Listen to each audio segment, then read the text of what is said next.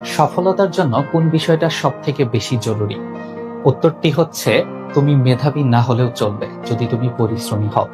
সব মেধাবীরা আসলে সবসময় জিতে না, কিন্তু আমি কখনোই কোনো পরিশ্রমীকে হারতে দেখি নাই। তুমি যে পাবলিক বিশ্ববিদ্যালয় সহ কোনো একটা বিশ্ববিদ্যালয়ে পড়ার স্বপ্ন দেখছো, তুমি নিজেকে একটু প্রশ্ন করো, তুমি আসলে পড়ার টেবিলে কত ঘন্টা সময় দিয়েছো? তুমি আসলে কতটুকু পরিশ্রম করতেছো? তুমি এইচএসসি তে গোল্ডেন এ প্লাস পেয়েছো, এসএসসি তে গোল্ডেন এ প্লাস পেয়েছো, তুমি অনেক মেধাবী ছিলা। এটার কোনো মূল্য নাই যদি তুমি পড়ার টেবিলে পরিশ্রম না করো। তুমি যদি সাফল্য পেতে চাও, তোমাকে পড়ার টেবিলে বসতে হবে।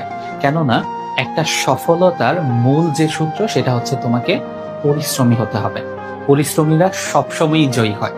তুমি নিজে সারাদিন বসে বসে ফেসবুক স্ক্রল করতেছো, তারপর তুমি সময় নষ্ট করতেছো, ফ্রেন্ডদের সাথে কোচিং এর নাম করে এসে ফ্রেন্ডদের সাথে ঘুরতেছো। তো দিন শেষে আসলে তুমি তো সফল হবে না, কারণ তুমি ফাঁকি দিয়েছো। ফাঁকি দিয়ে এই জায়গায় আসলে সফলতা পাওয়াটা অনেক কঠিন। তাই আমার পক্ষ থেকে পরামর্শ থাকবে, তুমি মেধাবী না হলেও সমস্যা নাই, তোমাকে পরিশ্রমী হতে হবে। তুমি যদি আমার দৃষ্টিকোণ থেকে মেধার সংজ্ঞাটা হচ্ছে যে আসলে যত বেশি পরিশ্রম করে সে তত বেশি মেধাবী। কারো মেধা কম, কারো মেধা বেশি, এই জিনিসটা আমি একদমই বিশ্বাস করি না। সকলের মেধা সমান। যে যত বেশি পরিশ্রম করবে তার সাফল্যের সম্ভাবনা ঠিক তত বেশি থাকবে। তাই তুমি পরিশ্রমী হও।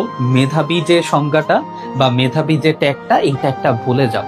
তুমি যত ভালো রেজাল্ট করো না কেন, সেটা কোনো মূল্য নাই যদি তুমি সামনে যে বিষয়টার জন্য ফাইট করতেছো সেই বিষয়টার জন্য পরিশ্রম না করো। তাই মেধাবী না হয়ে পরিশ্রমী হও, তুমি অবশ্যই সফল হবে ইনশাআল্লাহ।